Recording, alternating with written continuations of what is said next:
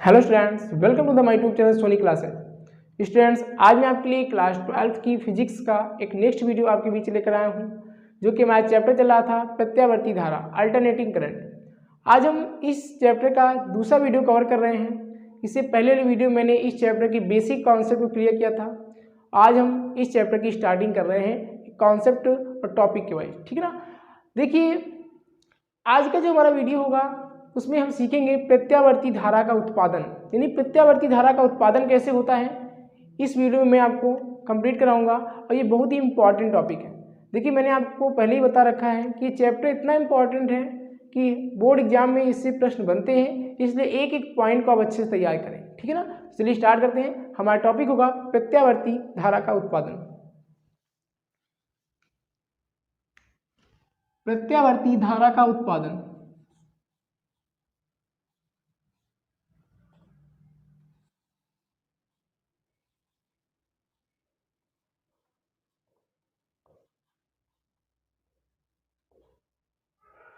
प्रत्यावर्ती धारा का उत्पादन, प्रोडक्शन ऑफ एसी, ये हमारा टॉपिक होगा। तो देखिए, प्रत्यावर्ती धारा का उत्पादन कैसे होता है। मैं यहाँ फिगर बना रहा हूँ, फिगर को आप ध्यान दीजिएगा। सपोज मेरे पास ये एक समान चुंबकीय क्षेत्र है, मैंने एक समान चुंबकीय क्षेत्र बना रखा है। ये एक समान चुंबकीय क्षेत्र है। एक समान चुंबकीय क्षेत्र क्या होता है? ऐसा क्षेत्र जिसके प्रत्येक बिंदु पर चुंबकीय क्षेत्र की तीव्रता और उसकी दिशा एक समान हो, उसे एक समान चुंबकीय क्षेत्र कहते हैं। तब इसमें मैंने क्या किया है, एक परिनालिका को लाकर इसमें रखा है। इस प्रकार से परिनालिका है,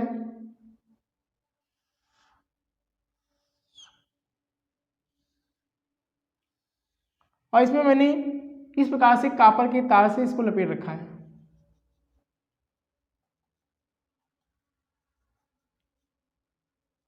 इस प्रकार से मैंने इसको कॉपर के तार से लपेटा है, और ये इसका अक्ष है,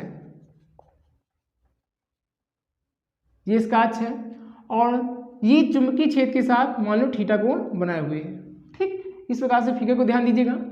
अब यहाँ पर हम क्या करेंगे, इसको हम रोटेट कराएंगे, इसको हम घुमाएंगे, तो इसका घुमाने का जो कोणीय वेग है वो ओमेगा है।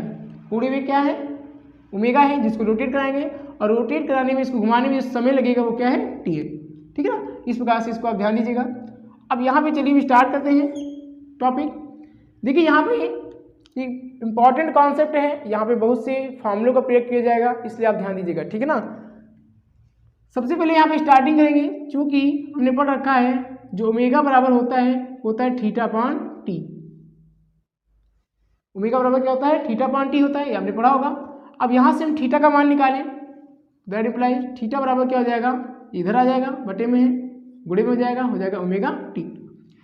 अब यहाँ पे हम क्या करेंगे, फ्लक्सों की संख्या का सूत्र लगाएंगे, क्योंकि फ्लक्सों की संख्या, जिसको हम फाई से लिखते हैं, फाई बराबर हो जाएगा, आपने पढ़ा है ए बी कॉस थीटा। और यहाँ पे हम क्या करेंगे, एन का गुणा करेंगे, जहाँ एन क्या है? फेरों की संख्या है। ध्यान दीजिएगा, यहाँ पे जो फेरे लगाए गए हैं परिनालिका में वो फेरों की संख्या है, तो फाई इक्वल टू हो जाएगा N A B cos theta. और यहाँ से क्या करेंगे, जो थीटा का मान मैंने निकाला है ओमेगा टी, वो लाकर यहाँ पे पुट कर देंगे, तो हो जाएगा फाई बराबर N A B cos omega T. ठीक, अब यहाँ पे क्या करेंगे, इसको टी के सापेक्ष इसका हम अवकलन करेंगे।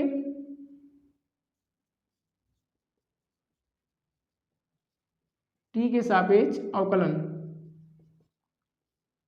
ध्यान दीजिएगा, ठीक है ना। टी के सापेक्ष अवकलन करेंगे यहाँ पे हम, तो क्या हो जाएगा, D phi by D T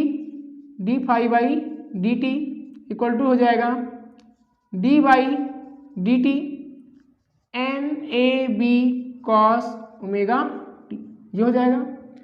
अब यहाँ पे हम क्या करेंगे, जो कांस्टेंट है एन ए बी, इनको हम बाहर निकालेंगे, तो हो जाएगा D phi by D T equal to N A B को मैंने बाहर निकाला और डी बाई डी टी को अंदर ले जाएंगे, तो हो जाएगा D by D T cos omega T. एक एक पॉइंट को आप अच्छे से समझिए, ठीक है ना। अब यहाँ पे हम क्या करेंगे, आपको मैंने पढ़ाया है फ्लक्सों की संख्या में, फाई क्या है? फ्लक्स है, और फ्लक्सों की संख्या में परिवर्तन की जो दर होती है, यहाँ पे समय हर में दिया है, जिसको दर पढ़ेंगे तो फ्लक्सों की संख्या में परिवर्तन की दर को प्रेरित विद्युत वाहक बल कहते हैं, मैंने पीछे पढ़ाया है। तो इसके स्थान पर लिख देंगे हम E और यहाँ पे हो जाएगा NAB। अब यहाँ पे देखिए, यहाँ पे एक इंपॉर्टेंट पॉइंट अच्छे से समझ लीजिए, मैं अलग से आपको समझा दे रहा हूँ। अगर यहाँ पर d/dt होता, d/dt, खासकर यहाँ पे बायोलॉजी के स्टूडेंट ध्यान देंगे, d/dt cos t होता तो इसका फॉर्मूला होता है माइनस का साइन t, या थीटा, यहाँ पे थीटा सपोज कर सकते हैं, है ना, वो मान लो t है तो t के सापेक्ष किया जा रहा है, तो d/dt cos t का होता है माइनस साइन t।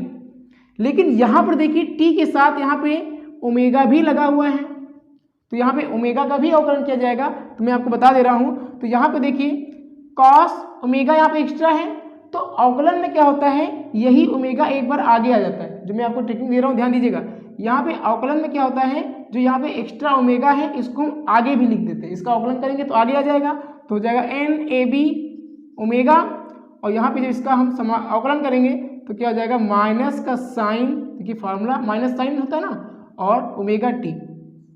यहाँ पे मैं आपको फिर से समझा दे रहा हूँ, देखिए यहाँ पे एक्स्ट्रा क्या है, ओमेगा है, तो ओमेगा के जो अवकलन करेंगे तो ये ओमेगा एक बार आगे आ जाएगा, देखो मैंने आगे लिखा है।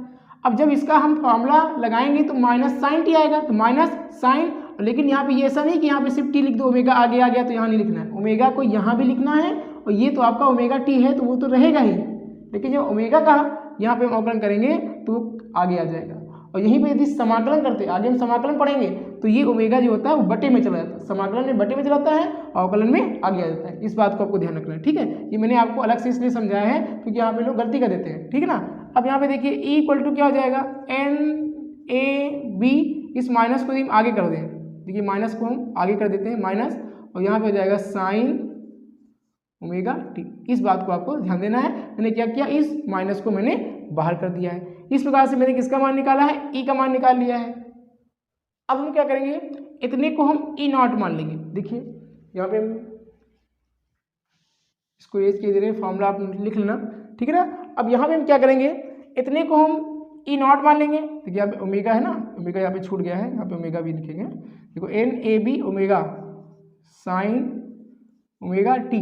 अब यहाँ पे क्या किया गया, इतने को E0 माना गया, तो यहाँ पे क्या हो जाएगा,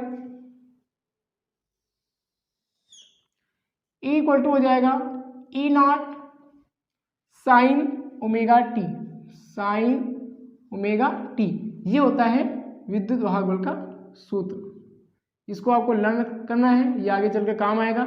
जहाँ E क्या है, विद्युत वाहक बल है, E0 अधिकतम है ना, E0 अधिकतम है, अधिकतम विद्युत वाहक बल। और यहाँ ओमेगा टी ये कला है, ओमेगा टी क्या है, यहाँ पे ध्यान रखना, जो ओमेगा टी है ये कला है, फेस है।